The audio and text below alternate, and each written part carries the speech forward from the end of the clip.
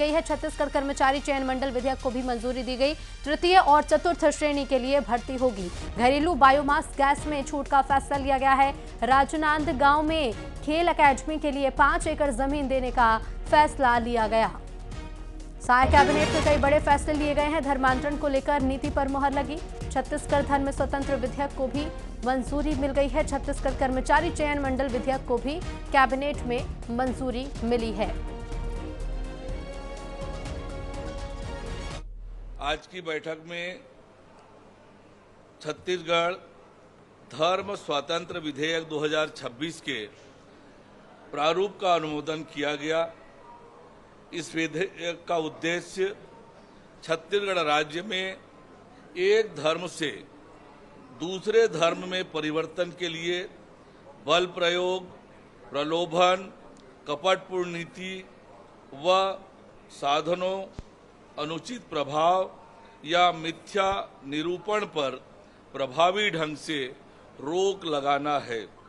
अभी तक कोई प्रावधान है नहीं। 1968 का धर्म स्वतंत्र अधिनियम ऐसा लागू है जिसके प्रावधान आज के समय के अनुरूप नहीं है, पर्याप्त नहीं है। 1968 के हैं। अभी परिस्थितियां बहुत बदल गई हैं, टेक्नोलॉजी बहुत चेंज हो गई है, तो अब नई परिस्थितियों के अनुरूप जो विषय होना चाहिए उसके लिए कोशिश कर रहे हैं। तो बड़े फैसले साय कैबिनेट में लिए गए हैं। धर्मांतरण को लेकर बड़ा फैसला लिया गया। कैबिनेट में धर्मांतरण को लेकर नीति पर मुहर लगी है। छत्तीसगढ़ धर्म स्वतंत्र विधेयक को मंजूरी मिली है।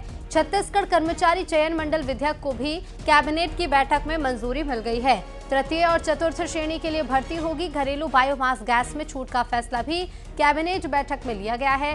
राजनांदगांव को लेकर भी बड़ा फैसला लिया गया कैबिनेट में। खेल अकादमी के लिए 5 एकड़ जमीन देने का फैसला लिया गया, जिससे राजनांदगांव में रहने वाले युवाओं बच्चों को काफी फायदा पहुंचेगा। खेल अकादमी खोली जाएगी, जिसके लिए 5 एकड़ जमीन देने का फैसला भी कैबिनेट ने लिया है। न सिर्फ राजनांदगांव बल्कि आसपास के क्षेत्रों को भी काफी फायदा होगा।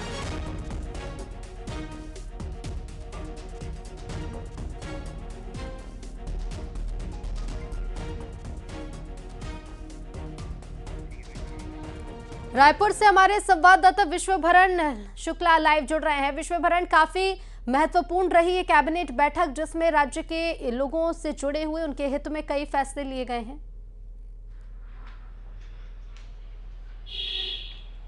जी तो बिल्कुल, कल मुख्यमंत्री विष्णुदेव साय की अध्यक्षता में कैबिनेट की बैठक हुई थी और इसमें कई अहम मुद्दों पर जो है चर्चा हुई और कई जो अहम प्रस्ताव हैं उस पर जो है मुहर लगी है। और सबसे बड़ी जो मुहर है वो धर्मांतरण के खिलाफ जो कानून लाना था उस पर जो है वो अनुशंसा जो है वो कैबिनेट ने कर दी है। और अब ये जो कानून है वो जो है विधानसभा के पटल पर रखा जाएगा। और आपको बता दें कि पिछले कई समय से धर्मांतरण के खिलाफ कानून बनाने की मांग जो है वो राज्य में हो रही थी और इसी को लेकर छत्तीसगढ़ सरकार जो है लगातार ये कह रही थी कि आने वाले समय में जो कानून है वो बनाया जाएगा। अब फिलहाल जो है वो कानून बना दिया गया है और धर्मांतरण के खिलाफ काफ़ी कड़े कानून बनाए गए हैं। आपको बता दें कि अगर जो है प्रलोभन से, लालच से या किसी दबाव से या कोई अधूरी जानकारी के द्वारा जो धर्मांतरण कराया जाता है तो इसके खिलाफ जो है वो सख्त कार्रवाई की जाएगी। और यहाँ तक कि जो है वो 7 साल के जो है वो कारावास का भी नियम बनाया गया है, 5 लाख तक का जुर्माना का भी जो है यहाँ पे जो कानून बनाया गया है। और अगर जिसका धर्मांतरण कराया जाता है गलत तरीके से, चाहे वो ST SC OBC या महिला का अगर होता है, तो ये जो सजा है उसका प्रावधान जो है बढ़ जाता है और 10 साल तक की सजा और 10 लाख तक का जुर्माना है।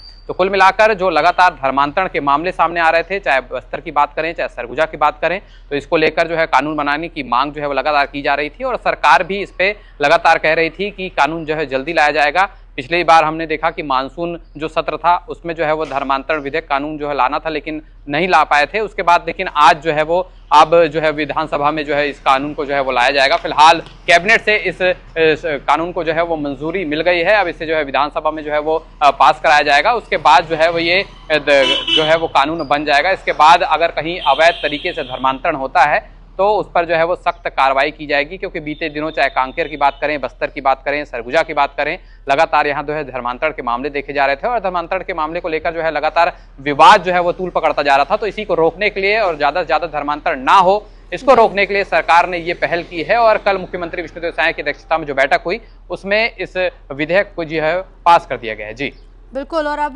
देखना होगा कि आने वाले समय में और क्या कुछ फैसले लिए जाएंगे। आप बने रहिएगा, विश्वभरण लौटेंगे आपके पास। तो कई इंपॉर्टेंट और कई महत्वपूर्ण फैसले लिए गए हैं और इधर सीएम विष्णुदेव साय ने एलपीजी सिलेंडर किल्लत की अफवाहों को लेकर एक्स पर एक पोस्ट किया है। रसोई गैस की उपलब्धता को लेकर आमजन को किसी भी प्रकार